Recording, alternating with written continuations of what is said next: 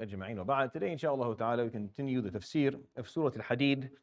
We have stopped at ayah number 19 last week, or 20 technically, but I didn't actually get through ayah number 20. We had recited it as a group, so I'm not going to repeat that again. I'm just going to go through the explanation, inshallah, of the meanings. And then we'll recite maybe the verses afterwards. We may go up to 25 today if we have time. Surat Al-Hadeed is the final one within this cluster from Qaf to Al-Hadeed. Once we're done Surat Al-Hadeed, we move on to a new group of surahs, the Juz' al-Thamin wal-Ashrin, 28th Juz'. It's a cluster on its own from Mujadala to At-Tahrim, and they're very different. They're very different than the ones that we've been doing in terms of their focus and their purposes, and they'll be different from the ones that come after as well. This is the final part of the Quran. From Qaf to An-Nas al-Mufassal, this is the summary, or the kind of the finale of the book of Allah subhanahu wa ta'ala, where all of the topics and concepts and learning points that were talked about in the Quran in detail in the longer surahs are brought down, spoken in a concise manner at the end. And this cluster of surahs from Qaf to Al-Hadeed, they talk about these very important decisions that we need to make. And it puts us in front of two options, each surah does. And it offers us a choice each time. And these choices and these options and these decisions are very important for us as human beings, because we have to, at some point in your life, you have to make these decisions. You can't afford just to kind of float around without doing them. And some people do, by the way. Not to, like, I'm not saying that you can't. You can, but at some point, even if you're older, you're gonna have to answer some of these questions. You're gonna have to figure out what you stand for, what it is that you believe in, what type of decisions you want to make, what group you want to belong to. What does guidance mean to you? What does certainty mean to you? What does righteousness mean to you? What do blessings and how do you read your life? How do you read what you've got and what you were given and what you have? Is this something worth your gratitude? Should you be thankful? What should you be? These are important. These are existential questions. These are questions that people at some point will answer. I think the earlier you ask yourself these questions, the better, for sure. For sure. You need to think about these things as early as possible. In your teenage years, this is something you should take time and think about and listen and grow in terms of your understanding and contemplate and reflect and analyze and observe and understand and learn, and then make your decision. And once you make that decision clearly, it'll make a huge difference in who you're going to be later on. And the longer you wait, the more time you're just wasting for yourself. And a lot of Sahaba, they didn't have a choice. They couldn't make these choices. Maybe some people around you in your life, parents or older people who grew up with a specific background during a certain time, with very limited options. They didn't have the luxury of taking time to contemplate and understand and then make these decisions and figure out what they want to do with their lives and actually make these choices appropriately. And that's why I think this juz is very interesting, very beautiful. And if that's what every surah did, Surah Al-Hadeed specifically is a little bit different. It doesn't give you an option between two things. Either you choose one or two, or here's 1, 2, 3, choose one of them. Surah Al-Hadeed is more, okay, here are two things. What do you want to choose? Whatever you answer is wrong, because really you need both. You cannot afford to actually go through life without both of them hand in hand, with a specific percentage of each and every choice that you make. You can't be someone who focuses only on the zahir without the batin, or only on the batin without the zahir. You can't engage in any activity without understanding the amount of focus on the mechanics and the amount of focus on the essence and the comprehension of the act. And that goes in everything. That's the spirituality and materialistic piece. You can't really get anything done if you're not understanding what the spirit of it is, what the point of it is. Actually, a lot of the failures that occur in this world, especially institutionally speaking, it comes from that. And this goes not just on the scale of small institutions. This goes to the point of countries and nations. What happens is that the focus becomes so much on the mechanics, on just keeping things moving, just the zahir of it, just keep on going, that we lose the essence of why this was put in place to begin with. What was this? What is this there to serve? What are we trying to do here? And that's really a problem, and it becomes quite problematic. This actually affects families. Marriages and families can go into that, where the focus here is just the zahir of the marriage, just the basic mechanics of it. We're married. This is what we get up in the morning, go to work. You get up, you take the kids to school, you bring them back. We go on vacation. But there's really nothing. There's really no tarbiyah occurring, like actual tarbiyah. There's no actual connections and bonds being built. And this is what ends up eventually causing its demise. Masajid are not places that need, yes, obviously a masjid needs a mihrab, it needs a mimbar, it needs a qibla, it needs water, it needs lighting, but that's not what it is. It's not what it is. That's the mechanics of it. Of course, obviously, we can't have a masjid without those stuff. We can't just gather beside a garbage bin or somewhere outside behind a tree. You need a space, but that's not what the place is about. That's not the essence of it. That's not why we have it. It's not because of that. That's not the focus. That's not what we try to maintain and take care of. Really, it's the people. It's the message of service and the education and mentorship and support and aid. That's what these places are about. If these places don't do that, then it's empty. On the inside, they're empty, and they don't serve their purpose anymore, and they become meaningless. And they become meaningless spaces. They just take up space and money, and they don't mean anything, don't do anything. They're empty all the time. And what's the point? What's the point of having them? There's no point. There's no point. The Prophet ﷺ had something, had a very simple masjid. Mechanically speaking, very simple. No walls. Half of it was not even roofed. He didn't have a mimbar until maybe a couple of years before he died, ﷺ. Very simple. They just made sure that they had the gravel just so that you could, when it rained, it didn't become mud. The water would go through the pebbles, and they made sure that the qibla was appropriate and that there was a place for the imam to stand. Just simple stuff, basic stuff. But imagine the amount of nur that came out of that place. Is there anything even remotely similar? Historically, has there ever been a place where more knowledge, where more tarbiyah and tazkiyah occurred on the planet more than those couple of years? Not even remotely close. There's nothing that's even remotely close to that. Yet it was of such simple means, financially speaking. I'm not saying that you don't. And the Surat Al-Hadid is not coming here to say that either. Actually, Surat Al-Hadid is not here to say, oh, throw away the material. No. You need both. That's why مَنْ ذَا الَّذِي يُقْرِضُ اللَّهَ قَرْضًا حَسَنًا إِنَّ الْمُصَّدِّقِينَ وَالْمُصَّدِّقَاتِ وَأَقْرَضُوا اللَّهَ لَا يَسْتَوِي مِنْكُمْ مَنْ أَنْفَقَ مِنْ قَبْلِ الْفَتْحِ وَقَاتَلَ. There are verses that talk about specifically about putting your wealth to build. But that's not everything. If there's no khushu' in the heart, that doesn't mean anything. If you don't know where your light is, if you don't have a light on the day, if you're not finding your light, ارجعوا وراءكم فالتمسوا نورا. If you're not here finding your light so it can light your way on the day of judgment, then none of it means anything. If your iman is not real, if you don't see that the Prophet ﷺ is here, بآيات بينات ليخرجكم من الظلمات إلى النور, as the verse is talked about, then there's no point. We're not doing anything. This is just a big, colossal waste of time. Really, it is. Unless that's the goal of all of it. Be very careful. This happens a lot. We get so focused on the technicalities. They have a name for that. They have a name actually for when that happens. You can go to third world countries. They have a name for when the focus becomes on the technicalities, the mechanics, not on the actual work. What do they call that? I've heard of bureaucracy. What it is. That's all bureaucracy is. That's all it is. It's just people who are given rules. They follow the rules. Those rules were put there to serve people. That people could get their work done. They could come through and be served by the governmental institutions so they can get what they need. When that's no longer the focus, and the focus is just following these checklists and just just checking those boxes, then we've lost the essence, which is why it becomes a nightmare, which is why the worst day of your life, I grew up in a place where the worst day of the year was the day you had to go and renew a certain type of governmental paperwork. Piece of paperwork, the worst day of the year. You were treated like garbage in and out. And you were forced to pay money for something that you didn't have to pay money for, and you'd stand in line for hours because it's not about the service anymore. And this happens a lot. Countries that are established upon extremely profound ideas such as freedom, such as autonomy, such as equality, it goes from that to something completely different. It's the freedom to offend, it's the freedom to oppress, it's the freedom to spy, it's the freedom to use your wealth to silence others. This is not freedom anymore. This is something different. You're using the same concept, but it's not long. Now it's just about the technicalities. Just about the technicalities, about the little, not really about the essence of it. When salah goes from a meeting between a servant and their Lord to just a couple of movements that should take no more than 2.5 minutes so you can go back to your life again, then it becomes completely meaningless. And it doesn't mean that you stop doing it. It just means that there's a problem. There's something missing. Is that okay? Is it okay for me to say then you don't have to pray? No. Is it okay for me to say, well, it's better off than you sit there, you make dua meaningfully than pray 2 rak'ah or pray 4 rak'ah of asr with no.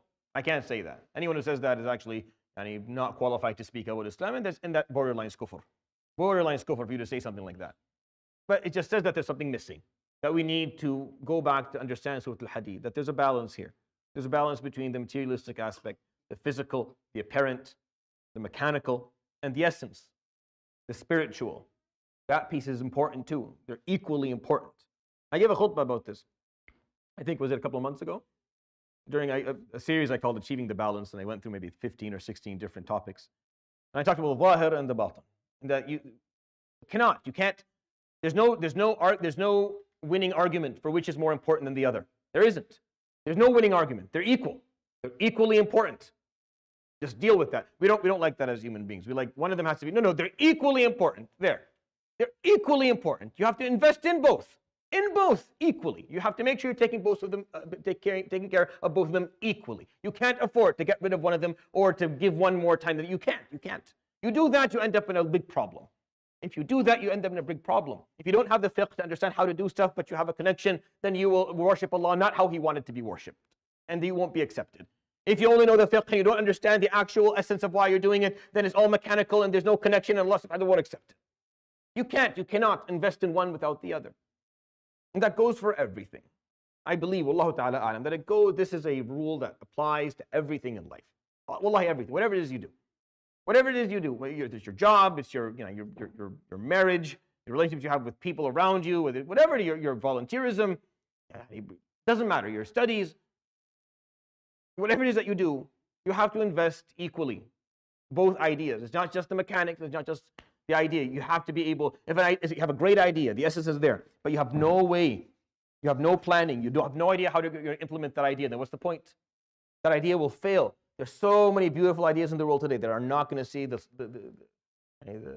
light of day because they lacked good planning. Because there was no one who had the ability to actually plan out the steps and make sure that they brought the wealth and the support and the numbers to the table to make sure that it went through. And then an idea that is less attractive, less good or helpful, that just had that planning comes through. SubhanAllah, al-haqq doesn't just emerge. It needs people who are capable to carry it. You need people who are capable to carry it. Those people who are capable have to have the materialistic piece. The Prophet ﷺ, he told them, before I come to Medina, تُبَايِعُونَنِي, put your hand, pledge. الْإِنفَاقِ فِي الْعُسْرِ وَالْيُسْرِ. You'll spend your money. Whether you have a lot or you have a little, doesn't make a difference. You'll spend. Yes, we'll spend. Okay. You have to put your money. If you don't put your money, it's not going anywhere. You need that piece. You need that piece. Empires and nations and ideology, they don't just stand on there. It doesn't happen. You need to put in something. But that doesn't mean that there's no essence to it and that there's no comprehension of why it's important. And this does not justify forgetting why we do what we do. Why we do what we do. It's really easy to forget after a while why you're doing what you're doing. You just get into the flow, the habit of doing it. Physicians, they get into the flow. They start forgetting that they're there to relieve pain. They're there to relieve suffering, to make people feel more secure in a moment of extreme fear and uncertainty that they're going through. Physicians who do this for years, they forget that. They have to be reminded of. They have to make a point of reminding themselves that's what you're here for, or else they become numb because there's so much pain that you see every day. Teachers, after a while, will forget that they're there to inspire in a generation, not just to explain a mathematical or grammatical concept. You're there to inspire, to try and provoke thought and curiosity in young minds so that they can go and learn.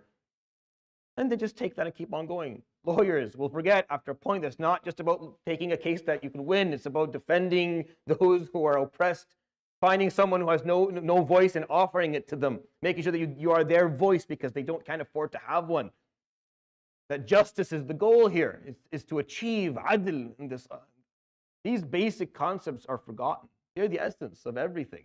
They're forgotten because you get into the mechanics too much. This is what he says, subhanahu wa ta'ala. That was just a little bit of a reminder. What he says in ayah number 20. This is the second time he says, i'lamu. I'lamu, know this. Surat AlHadeed, you have it twice. I'lamu, I talked to you in detail about the first one last week, and it's my favorite ayah, one of my favorite ayahs in the Quran. The second one, i'lamu, know this. أنما الحياة الدنيا. Know that exclusively the low life. That's حياة الدنيا mean.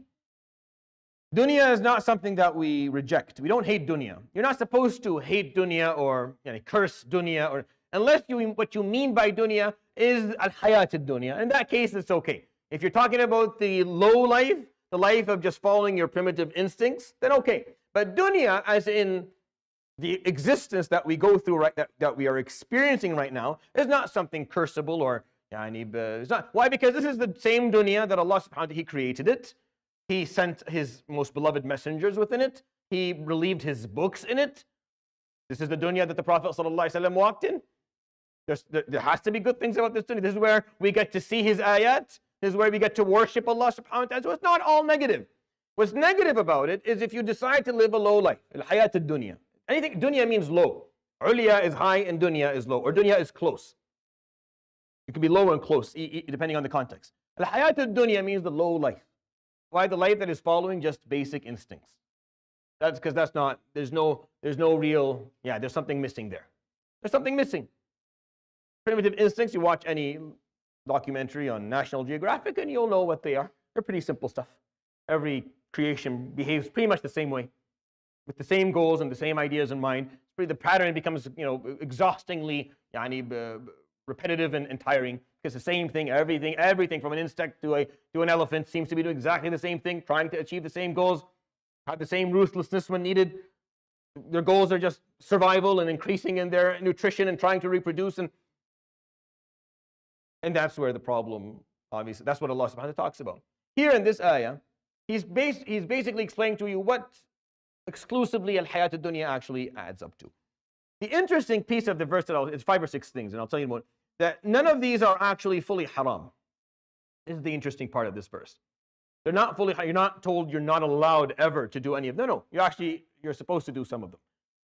No one's here to say that you're not allowed to fulfill the primitive part of your instincts. Not at all. Islam is actually very vocal about the fact that you have them and that you need to fulfill them. And that here are the ways to do them. Here's the way to fulfill these needs, and here are the ways that you shouldn't use to fulfill your needs. And if you use them, then you're going to get lost in the hayat al-dunya. You'll never find yourself again, because it'll swallow you full. So you need to figure out how to do that in the proper manner. So he points them out. اعلموا أنما الحياة الدنيا. So he points them out. لعب ولهو وزينة وتفاخر بينكم وتكاثر في الأموال والأولاد. Or you can see that as one, so there are 5 or 6 depending on how you want to break them down. So one of the things he pointed out here, subhanahu wa ta'ala. Number 1, he said la'ib. La'ib is an activity that doesn't have a goal. It's just leisure. Like a goalless activity. Like, for example, football. No, I don't mean like the egg thing they kick. I'm talking about the actual soccer, football. It's a game. It's a game.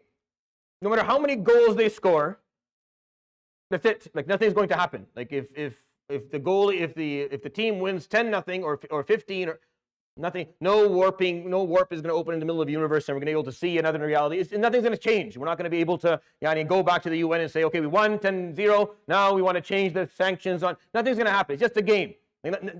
Global warming won't go away if Arabi country wins the World Cup, and it doesn't matter if who becomes the best player of the world. It doesn't matter. It's just a game. Now, there may be secondary benefits, such as if you play sports, you end up getting a bit more healthy. But the game itself, the action itself, is aimless. It's just leisure. And when I say aimless, I say in terms of purposefulness, of achieving a higher degree goal. Doesn't mean, and does that, based on that, does it mean that it's haram to play? No, it's not haram to play any sport. And it's not haram to play any game. Obviously, unless you're gambling, and that's a whole different thing. But outside of that, you're allowed to play. You want to play with your friends, you can play. There's nothing wrong with it. But he's telling you, hayatul dunya are the sum of these 5 things. And it's important to think, because if these are the 5 things these are the only 5 things you care about, or if these are the only 5 things that you engage in, or spend your time doing, then there's a problem. Because these 5 things are there. Every single living creature would like to do them. Every human being is basically just programmed when they open their eyes to life and grow up a little bit to seek them out and want them. But they're not why you're here. They are not your purpose. Your purpose is something higher than that. And if you can't see that, if you can't lift your head and see that, then there's going to be a problem, because then you'll just be stuck with them. لعب, so just leisure. وَلَهْوٌ. Lahu are activities that are not the priority at the time. So lahu is a little bit different than la'ib. Because lahu can be purposeful. Lahu can be something that is purposeful, that has a goal. But it's not the thing you should be spending time doing right now. Meaning there is a more important activity for you to perform right now. You're doing this, it's a purposeful behavior, but it's not the one you should be doing at this moment. There's something more important than it that you should be doing. And that obviously we do that a lot. Whenever we want to run away from our responsibilities, that's what we do. We go look for something else that's helpful or it's good, so that we can, justify why it is we're not studying. Especially people who don't like to study. They don't study, so they go maybe to play a martial art, or they go and they clean their room, or they go and they help. They do something. It's helpful, like some form of volunteerism. It's good, but it's not what you should be doing. What you should be doing right now, your priority list, and this is not number one. I'm sorry, it's not number one. Why are you doing number 4 when you know you should be doing number 1? That's lahu. That's lahu, where you're distracting yourself. That's why alhaakum at-takathur. You're distracted by wanting more, or the pursuit of more. You're distracted. Doesn't mean that what you're doing is wrong in its essence. It's just not the right thing to do at this moment. Not the right thing to do now, because there's something more important than it. So these are the first 2 things, la'ibun wa lahwun. So it could be purposeful, it's just not what you should be doing at this time. Wa zinatun. And zina, adornments. Zina meaning finding things that offer you a little bit more luxury. Zina is just a concept of luxury. Within the Quran, that's what it means. قُلْ مَنْ حَرَّمَ زِينَةَ اللَّهِ الَّتِي أَخْرَجَ لِعِبَادِهِ. Say, who is it that dares to make the zina of Allah that He put on this earth haram? Who dares make it haram? That's what He says, subhanahu wa ta'ala, Surat Al-A'raf. And the answer is no one. No one can make it haram. But He's pointing it out here, this is a part of hayat ad-dunya. Just care for luxuries. You have a house, you want a bigger one. You have a car, you want a newer one. You have a fridge, you want a better one. You have a TV, you want a wider one. You have a PlayStation, you have a more modern one. Whatever you got, you can make it a little bit better. You can always add something to your life, make it a little bit nicer. None of these things are haram. Just to understand me very clearly. I'm not sitting here telling you any of them. None of them are haram. Neither is Allah subhanahu wa ta'ala, by the way. This ayah is not saying this is haram. No, this is what it is. Understand things, know things for what they are. Just know what they are, so that you don't. There's no ambiguity. There's clarity here. That these things are hayat ad-dunya. These are simple stuff. These are just parts of your primitive instincts. Yes, you have to fulfill them a little bit, but be very moderate and be very careful. Allah subhanahu wa ta'ala created dunya for you. He did not create you for dunya. Don't be the servant of the thing that He created as a servant of you. Understand what I'm saying? Don't become a servant of the thing that He created as your servant, because that makes no sense. That's reciprocal. That's a closed cycle that goes nowhere. Dunya is here for you, meaning Allah subhanahu wa ta'ala, the way He's designed it so that you and I can exist. Musakhara, that's how they use the word in the Quran. Taskhir, it has been set up so that you can exist the way you are. We wouldn't be here had He not set it up subhanahu wa ta'ala in a certain way. The more you understand the biology and the geology of the world and yourself, you understand that it's all been set up pretty extremely accurately, or else we would not be here. There would be no chance that human being would ever evolve and exist had it not been that Allah subhanahu wa ta'ala made the details very specific. But we're here. We're here because He subhanahu wa ta'ala made sure that we would. So it's created for you. If you take that dunya that was created to serve you so that you could use it for something bigger, for a purpose that was of a higher level or a higher degree, for the bigger picture, if you don't use it for that and you actually become its servant, meaning you're just running after it, you want more of it, then you've actually, that's until you demeaned yourself. We gave you a servant, and instead of you using that for something that is higher, you became its servant. You dropped the level. You dropped a degree. That was something لَقَدْ كَرَّمْنَا بَنِي آدَمَ. Allah subhanahu wa ta'ala is saying, I have given you a high status. And I have made dunya musakhara lak. It's going to be for you, it's for your service.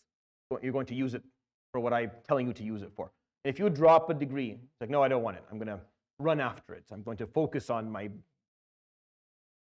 That's the problem. This is the problem of this is why He's talking about these things. None of them are haram. I don't want that. I don't want that to come off. I don't want you to walk away from this halaqah thinking that I'm saying, oh, you can't play and you can't You perform lahu and you can't. No, you can. You have to be very careful. It doesn't become the essence. That's what AlHadeed is saying. Don't mix these things up. These are materialistic pieces of things. Don't let them become the essence, because they're not. That's zina, so the luxuries. We all want luxuries, and that's okay. Fine, you're not wrong. Couple growing up, making a little bit more money, they want a nicer place to stay, they want better clothing, want to go play. It's fine. It's part of your life. Of course, you're going to want that and want to do that. There's nothing wrong with doing it. But beware. You probably see it already. Some people, that's all they do, all they think about, all they want, all they talk about, all they care about. Nothing else matters. Just making more so you can spend more, so you can go more places. That's not what you're here for. Not why you're here. You can do it, but that's not why you're here. It can't become the purpose. It's the means. You can't take the means and make it the goal. There's no sense in that. That's one of the worst mistakes you can make in life. Here's the tool, not the goal. This is the tool you're going to use. It's not the goal. لعب ولهو وزينة وتفاخر بينكم. التفاخر here, the word تفاخر is pride. تفاخر is showing off, or in better terms, competition amongst you. In better terms, competition amongst you. That's really what it means here. It's really not the issue of bragging in front of one another. At least that's what Ibn Ashur says in his tafsir, and that's what Tabari also added in his tafsir as well. Fakhr al-Razi has something similar in Mafatih al-Ghayb. And they talk about this being a competition amongst you to achieve statuses in dunya of some sort. Whether it's financial status or social status or political status, some form of status, competition between you. You're trying to make more. You're trying to get your business to be a little bit more successful than the other person's business. You're trying to get ahead in your job more than someone else. It's a part of life. And as you're competing within your job or within your profession, you're not going to be, chaperoning people along as you stay where you are. You're going to try and get ahead. That means you're going to try and compete with someone who's also trying to get ahead. You want to get one step ahead of them so that you can make a bit more money. You can be in a better position financially and socially. That's a part of our life. تَفَاخُرٌ بَيْنَكُمْ. There's a little bit of competition here in terms of achieving things. Number 5, وَتَكَاثُرٌ فِي الْأَمْوَالِ وَالْأَوْلَادِ. And then the pursuit of more in terms of wealth and in terms of children or offspring. You say, well, how is that different? It's very different. The first one is competition. There is the other person, other people are important here. Takathur is not about other people, it's just about you wanting more. You want to increase what you have in terms of amwal wal awlad. Amwal specifically is obviously financial strength, and awlad is social. And this is or emotional, and this is the al-mal wal banun, zinatul hayat ad-dunya, as he says subhanahu wa ta'ala. Wealth and children are the luxuries of this dunya, because you get the financial strength with money and you get the social strength with children. But it's not about competition here. It's just about the pursuit of more, pursuit of having more of that financial and social strength, not necessarily in comparison to someone else that you're competing with. And that's specific. The competition is real in this world, but then aside from the competition, there's just the pursuit of more. So he points out, subhanahu wa ta'ala, here 5 things which basically summarize what our hayat ad-dunya is. It's play, leisure, just activities that are there for fun. There's really nothing else. Activities that are not that important. There are goals, there are benefits, there are secondary benefits for them, but they're not necessarily the most important thing to do. And they're not really your priority. For example, maybe someone decides that they want to go and spend 6-7 months in some place in the world to learn a second language of some sort, and they don't even know how to read maybe a few verses of the Quran. Now, I can't say that going to learn a second language is the wrong thing. I can't. With a good conscience, and I can't do that. It's hard for me to say you can't do that. No, you're going to go and learn a second language. That's a great thing. But maybe, just maybe, there's an activity here that's a little bit more important for you. Maybe you should be able to read the Book of Allah. Maybe you should know a little bit of your deen so that you understand what it is that you believe in. So maybe, and that's what lahu is. There's an activity that is there's secondary benefit, there's some goal to it. It's just not really what you should be doing at this moment. There's something more important for you. There's a skill that you need more. Maybe you left school and you decide to go do something. Maybe it's more important at this moment to spend your time focusing on your academics or your skill set rather than doing something different. So it's aimless fun. It's activities that are not necessarily the priority. It's luxuries, finding luxuries, enjoying luxuries of life. It's competition with others to achieve more. And it's the pursuit of more in terms of your financial and social status. This is what al-hayat ad-dunya is. Now tell me, if you were to take a moment and revise your life, how many of your activities fall under one of these 5 categories? And if the percentage is more than 20%, then you need to do a full revision, all that you are. We can't beat our habits unless we are able to acknowledge them. You can't. You can only think. You can't beat a habit or a trend unless you are able to acknowledge what they are. The Prophet, Allah subhanahu wa ta'ala here described for us, basically, in my opinion, and I don't like generalizing, it's very rude and it's condescending, and it's not appropriate.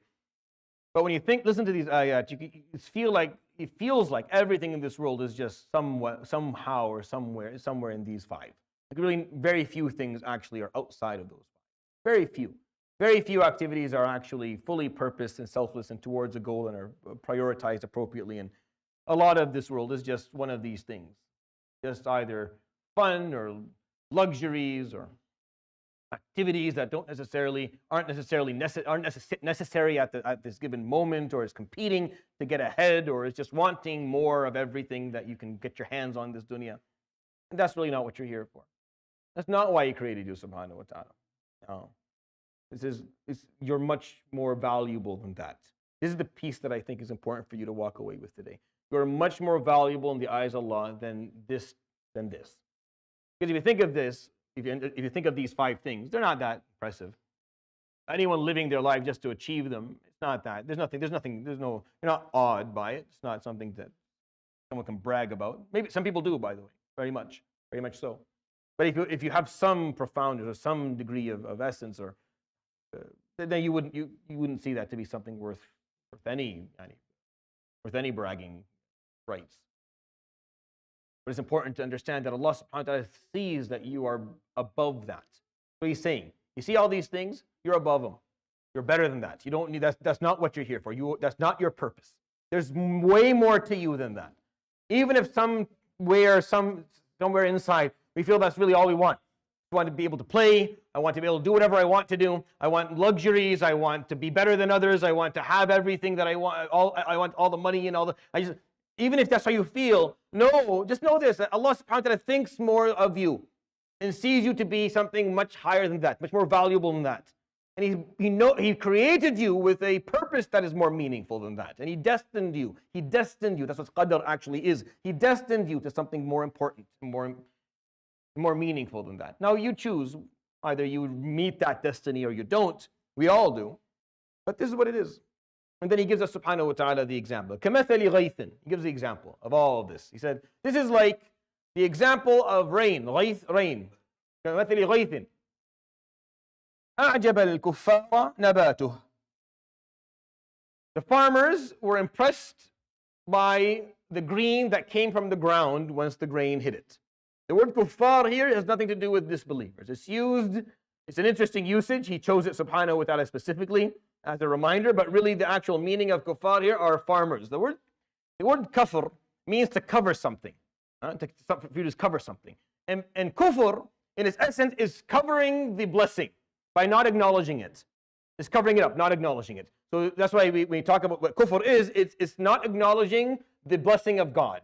And then it turns into disbelief when you don't acknowledge the blessing of existence, that He created you, that you're alive because He willed you into life. When you don't acknowledge that, that's kufr billah. I mean, you don't acknowledge God altogether and everything He's done. That's why it became synonymous, kufr became synonymous with disbelief, but the basic idea is covering, and the basic idea is from that is covering blessings. That's why I come from a village called Kafr Hur, or Kafr Hawar. Kafr means turab, a piece of land that has heavy or thick soil. Why? Because that soil covers all the seeds that are under it. And the kuffar here are not the disbelievers; they are the farmers who cover the seeds with land so that something can come up when the water hits it. And that's how Arabic works, by the way. You take a 3-letter root, it has a meaning, and then all the meanings that are used, it just basically are derived from that basic concept. And it just keeps on going. And that's what. And here, أعجب الكفار is not the disbelievers, however, it's the farmers. And you can go back to any of the Tafseer. Some scholars gave the simile of it being disbelievers, and it works as well, by the way. But the majority of them see it to be the farmers, and it makes more sense because the context allows for it. أعجب الكفار نباته. The farmers were impressed and awed by the beauty of the green that came from the ground.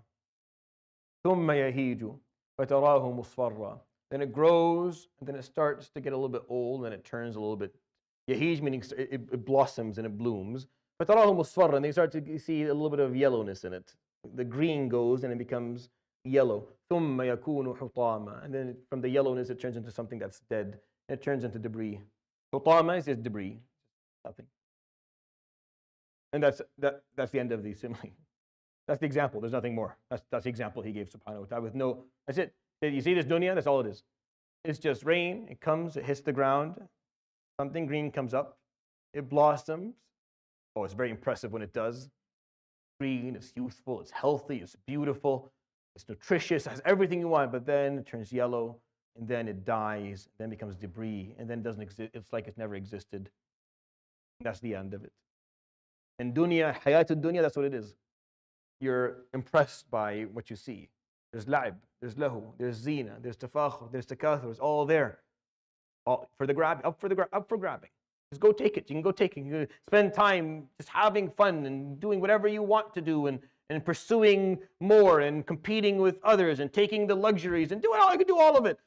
But all it is just, it's momentary. It's just a small speck of time. It's a speck of time. Really, really short. You're just enjoying the green part of it. Very soon it'll turn yellow and it'll die and turn into debris, and nothing will be left of it. All that will be left of it is whatever you used it for that was beyond that. Whatever you were able to use it for that was beyond those goals.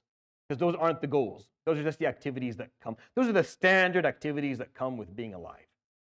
Standard activities. You're going to always, you're going to have fun, you're going to do stuff it's going to be a part of your life. That's not why you're alive. That's not the goal of your life. That's your purpose. You are destined for much more important things than that. You have to raise your head. You have to see and look to the horizon and see the bigger picture of it all. And then focus on the goal and use all of these things. I actually think it's important to schedule your leisure and to schedule it. I do it by schedule, meaning I treat it as it's as sacred as the times that I come and spend here. As sacred as this, I could be on call, I can be sick, if I'm here and if I'm in this city, I'm alive, I'm sitting here on a Sunday night. For years. Why? Because it's sacred. But just as this is sacred, my leisure time is sacred too. It's important. You should schedule it. But remember, it's not why you're alive. It's not the goal. We're not doing all of this so that we can have more time for fun and games. We're not doing all of this so that we can have more money later. We're not doing all this so we can have more status. It's not why we're doing it. That's not the goal. That's not what I'm trying to achieve. But I need these things. Without some luxuries, without a little bit of leisure, without some fun, without competing and making and getting ahead, without trying to pursue some wealth and children, without doing that, you can't survive. You don't actually live a full life. Some part of you is going to be missing. You're going to be upset. You're going to be unhappy. The idea that, I can exist. No, you can't. No one can. We can't exist with nothing on our own. You can say, well, look at Rasulullah sallallahu alayhi wa sallam. Exactly. And that's why he is Rasulullah. Because I don't think anyone can come even remotely close to what he was able to do when it comes to that. To live a life where he cared not about having fun ever. He never misprioritized. He never looked for a luxury. He was not competing with anyone. He never tried to increase his wealth or his children at all. Sallallahu alayhi wa sallam. And yet he was the happiest person. I don't think we have the ability to be like that. We can try, but I don't think we can. I think the way that we can try is by just making sure that we moderately do these things.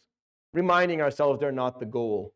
And that the goal and the purpose is something much more important than that, much more higher than that. Do what he did, alayhi salatu wasalam, in having that vision. Having that long-term goal of Firdaus al-A'la, knowing where he was going with it. And why he was given what he was given. But no, you need a specific amount of it. You need to have good things. You have to have nice things so you can be at peace. You need to have some time for fun. You need to go out and spend time with your friends. You need to, I tell people, if you're not, I tell this a lot to younger guys and sisters as well. You need to be satisfied with yourself academically by the time you're 30. You have to be. You'll be very upset if you're not.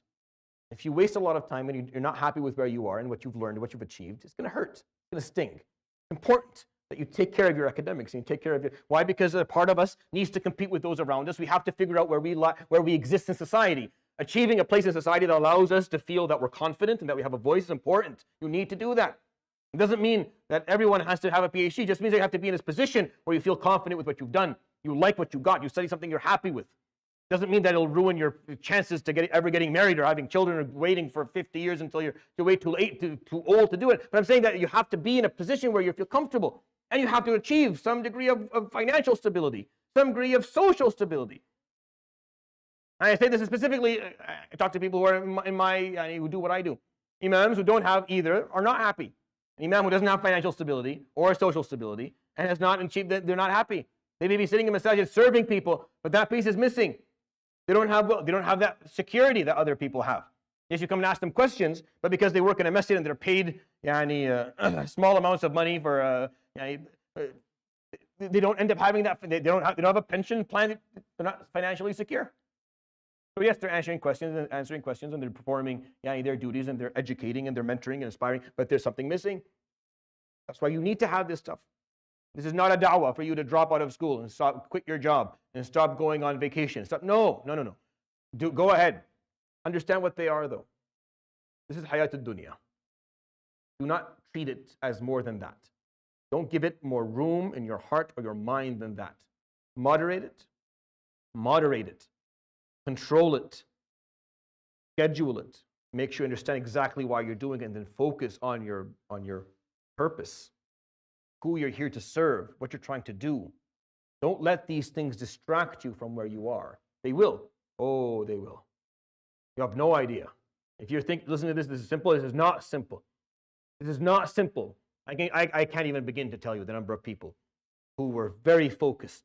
They knew exactly why they were alive, and then they graduate, they get a job, they get married, they have kids, and then they float away. They come and visit as they say, like Badr al-Tamam. Once a month, they come and they pray Isha, give salams, and they leave. Too distracted, too much going on.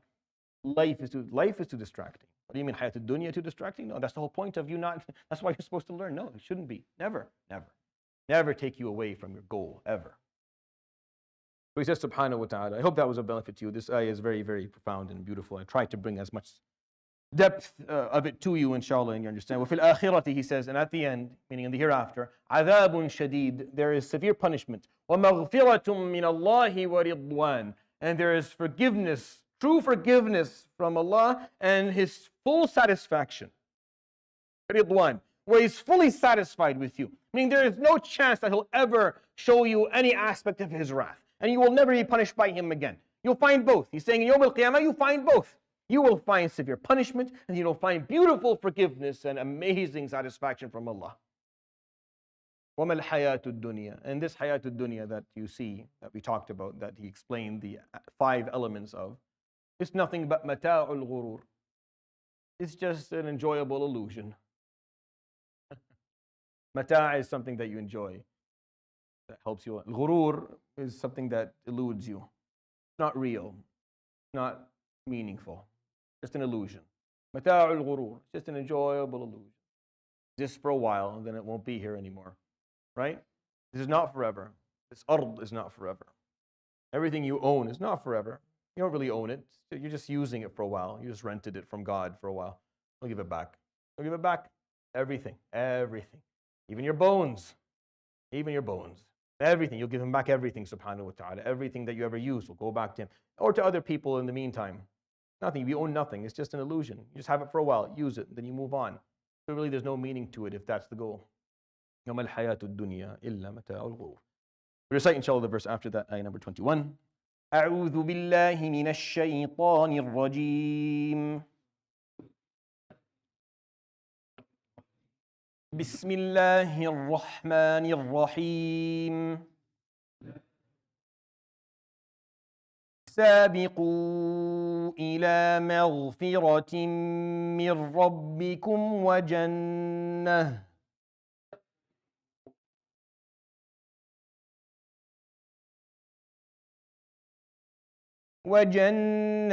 عرضها كعرض السماء والأرض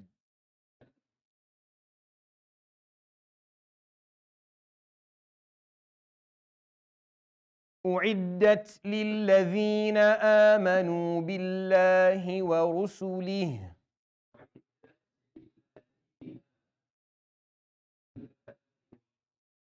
ذلك فضل الله يؤتيه من يشاء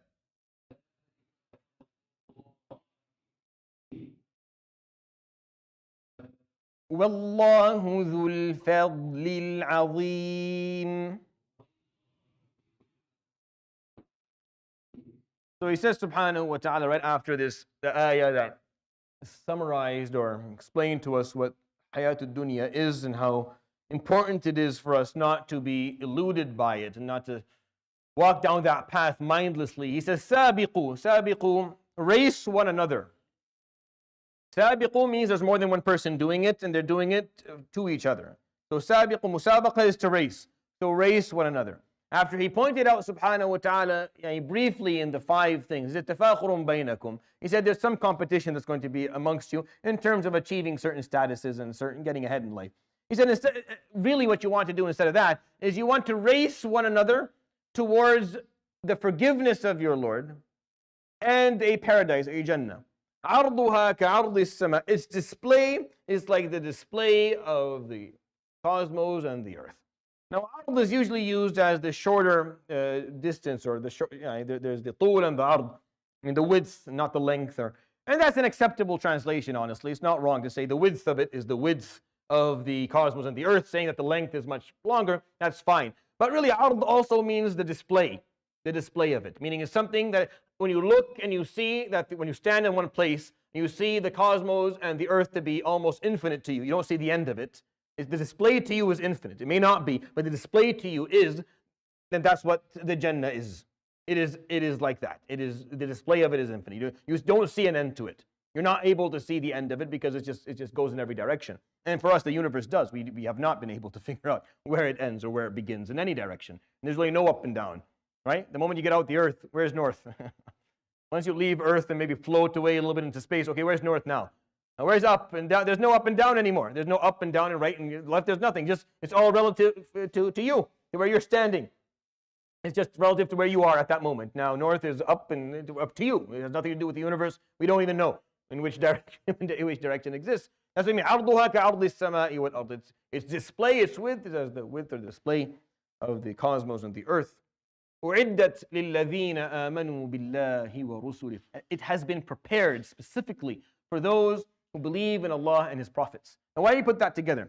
If you remember, he did the same thing at the beginning of the page. And I didn't point it out then because I was hoping to point it out now since it came together.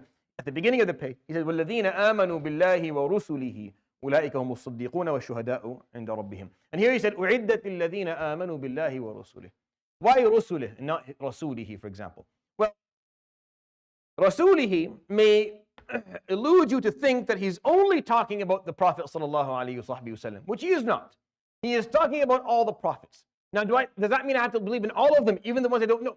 Well, technically you do, but that's not what he's talking about. He's trying to say that all of these prophets brought the exact same message.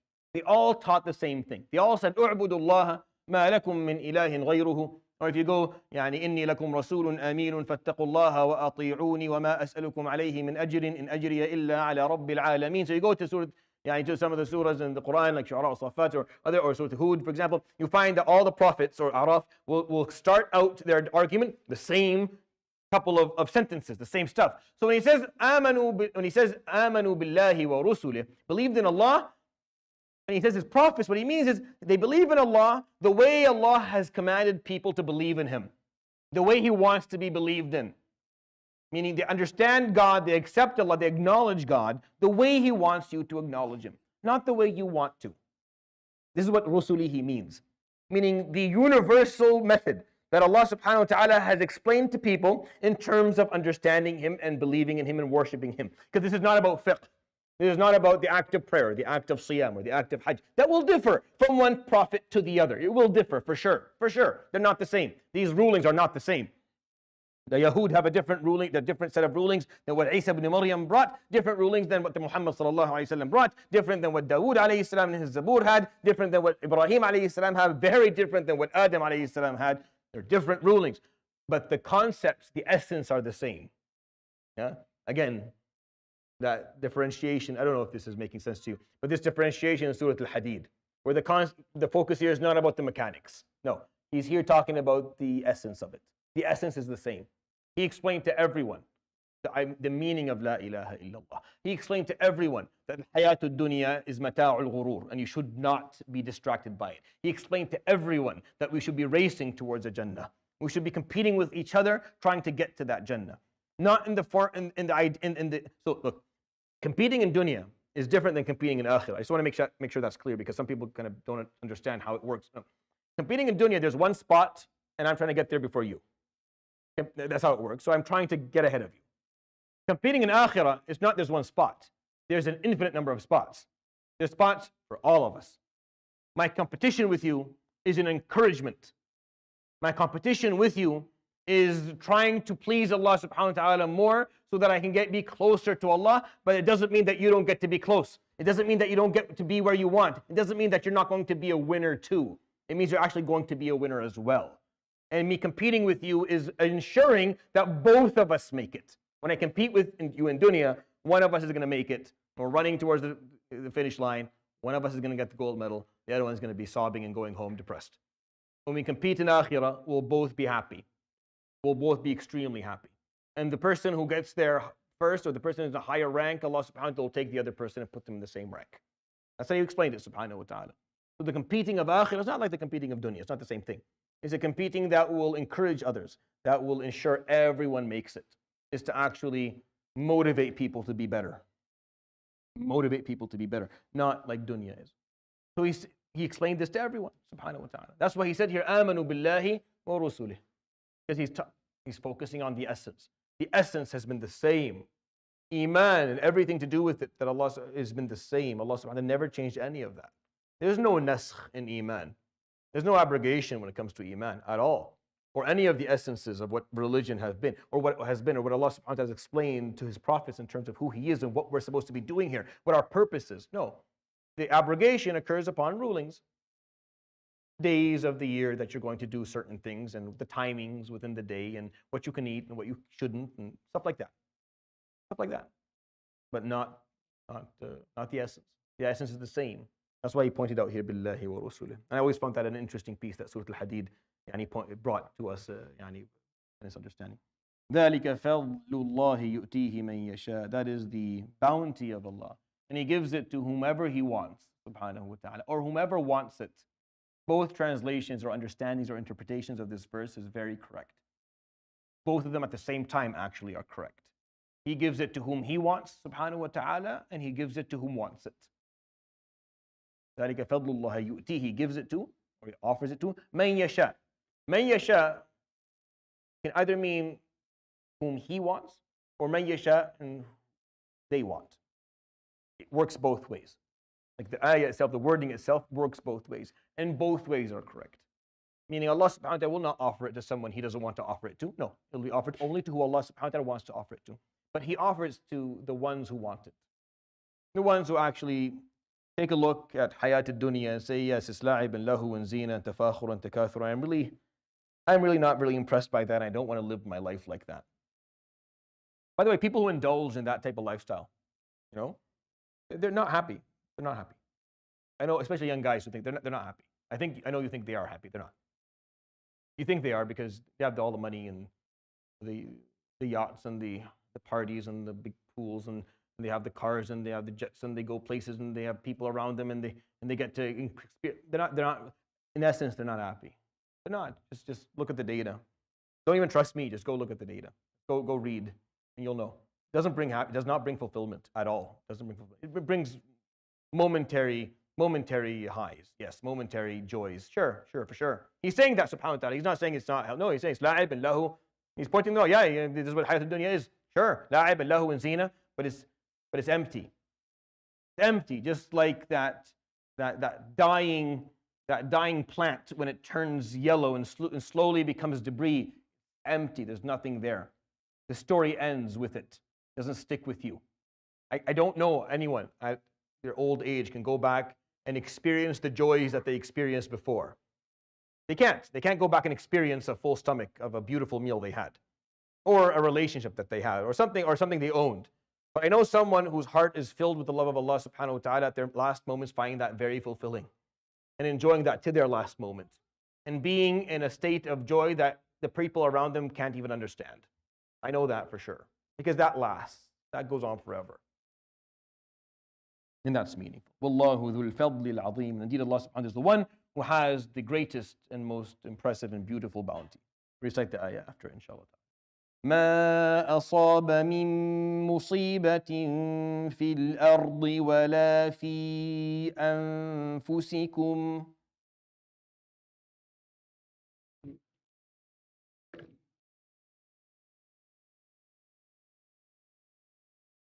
ولا في أنفسكم إلا في كتاب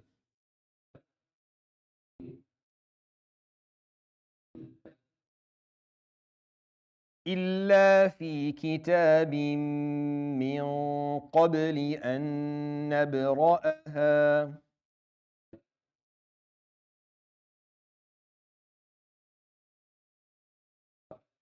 إن ذلك على الله يسير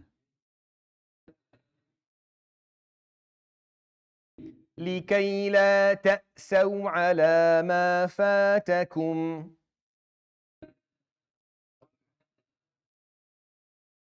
ولا تفرحوا بما آتاكم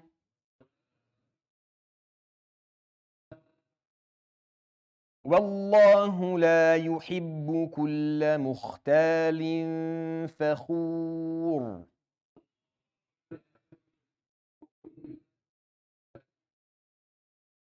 الذين يبخلون ويأمرون الناس بالبخل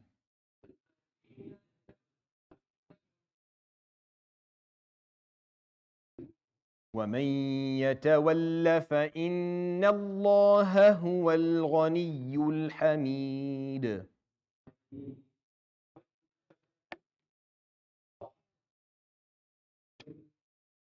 I'm going to stop there today. I think I'll leave 825 for next week. I don't even know if I'll get through the explanation of these three.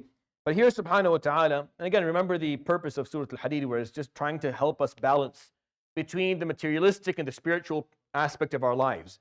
Just remember that as we go through Surat AlHadeed. That's why this surah is there. That's why he talked about al-hayatud dunya la'ibun wa lahun wa zina, because he's acknowledging, yes, there's a materialistic aspect of this. You can't survive without it. It ain't the goal, though. The goal is sabiqu ila maghfiratin wa jannatin. That's the actual goal here. Don't ever forget that.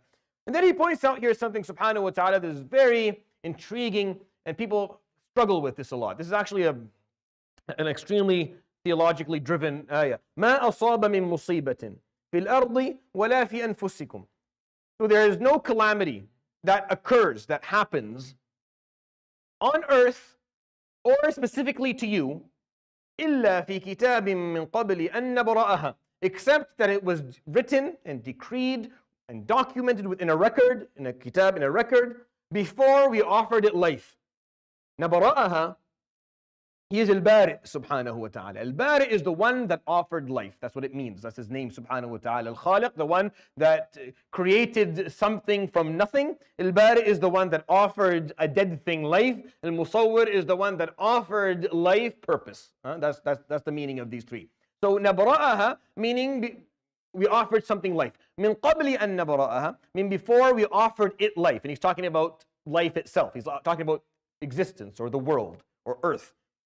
And before we offered earth life, before life ever existed, before the first breath was taken by whatever living thing, it all was recorded. It was all in a record. It was all well known. Now, people listen to this, and this causes them a lot of agony. And this is maybe the fifth or sixth, in terms of the FAQs, like the questions I get the most, is ranked 5 or 6, like somewhere there. One of the questions I get the most. And it's always, the person always comes to me about this question and says, I just want 2 minutes of your time. It takes 2 minutes? No, this is like 2 years more, not 2 hours. I wish it was 2 hours. 2 hours they can finish. learning, understanding the aspect of qada and qadar, understanding what that means, understanding the omniscience attribute of Allah subhanahu wa ta'ala, that He is the omniscient, that He is the alim, Jalla Jalaluhu, is extremely important. As a Muslim, you must understand this properly. And to make this even more, to clarify this is something that Muslims have struggled with, even historically.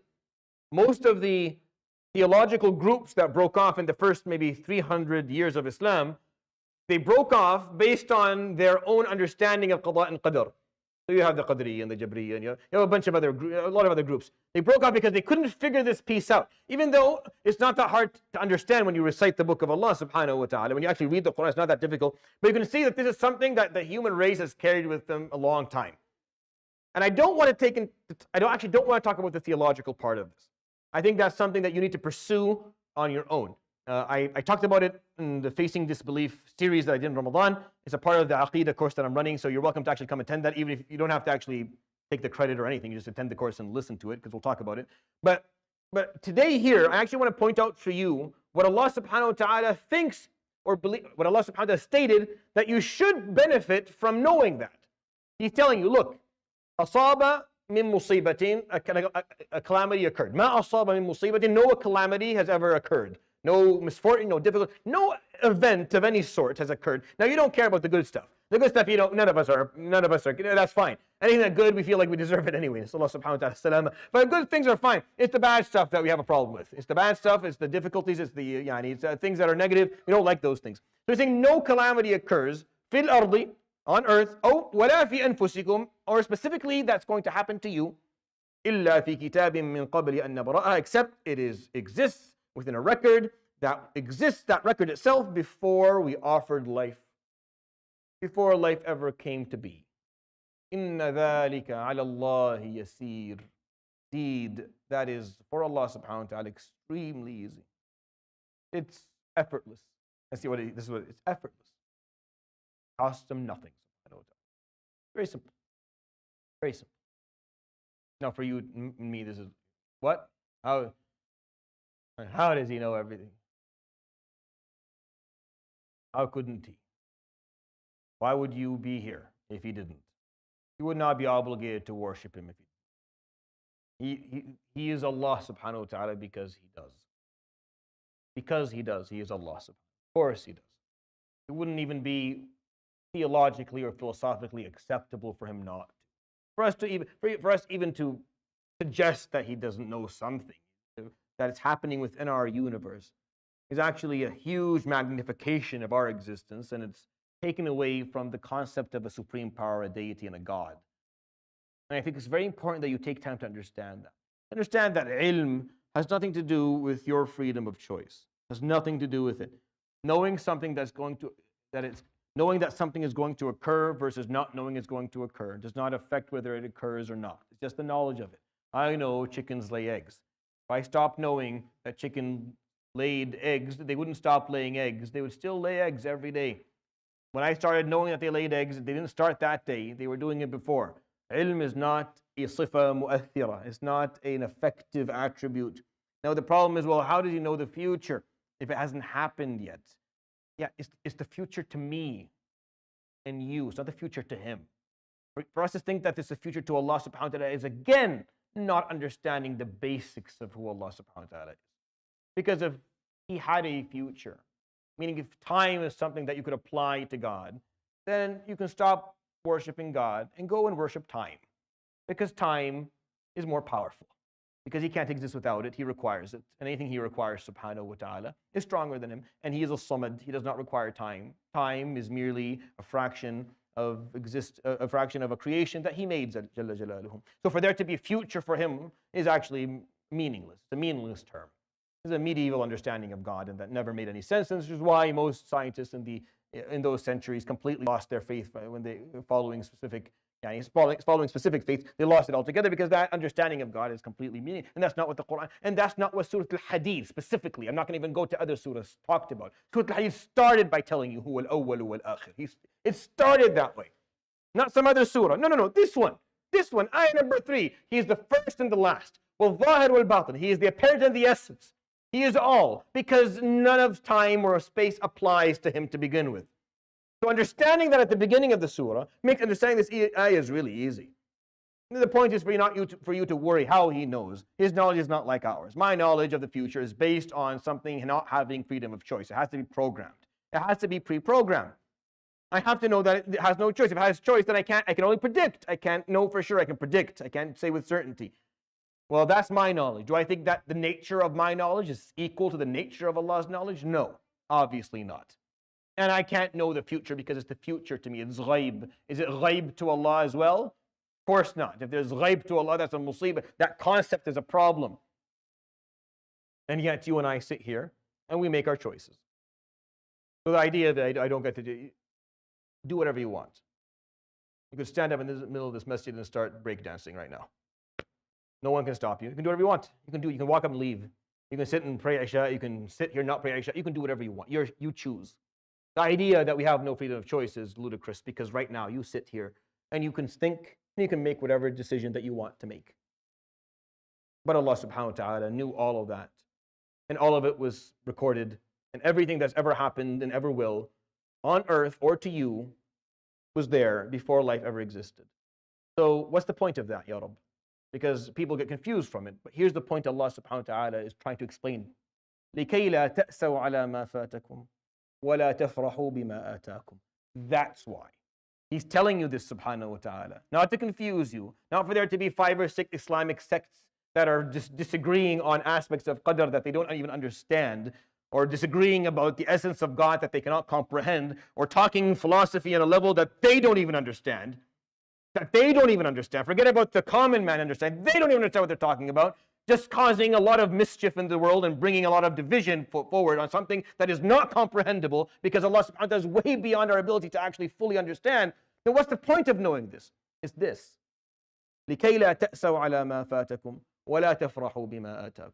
It's so that you do not overgrieve over something that you missed out on, or something that occurred to you that took away something from you. So you don't overgrieve over the difficulties that happen. وَلَا تَفْرَحُوا بِمَا آتَاكُمْ. And you don't become vain or arrogant because of something good that was given to you. That's it. Well, how is that? Because it was all written way before. Not about you. It has nothing to do with you. It's just, this is the hand you were dealt. You get some good and some bad. Don't overgrieve about the bad. Don't hate your life. Don't become disgruntled. Don't object. Don't become depressed over the bad. And don't become overly zealous or become extremely vain or arrogant because of something good that you were given. Because why? Because Allah subhanahu wa ta'ala does not love every mukhtal fakhur. That's why, because He does not love them. These are very important. I'm going to run out of time. I'll stop here. And we'll explain them a little bit. We're going to talk about this in a little bit of detail. I want you to go home and listen to them. This is why He's explaining to you that it's all in a book way before you ever existed. I knew.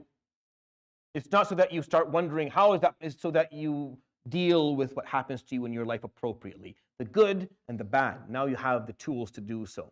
And it's really weird that we would take that piece of information that He designed to help us deal with what's happening to us in our lives, just to argue philosophical concepts that have no ending to. I'll end with that, inshallah. سبحانك وبحمدك أشهد أن لا إله إلا أنت أستغفرك وأتوب إليك وصلى الله وسلم وبارك على نبينا محمد وعلى آله وصحبه أجمعين. جزاكم الله خيرا وبارك الله فيكم. السلام عليكم ورحمة الله تعالى وبركاته.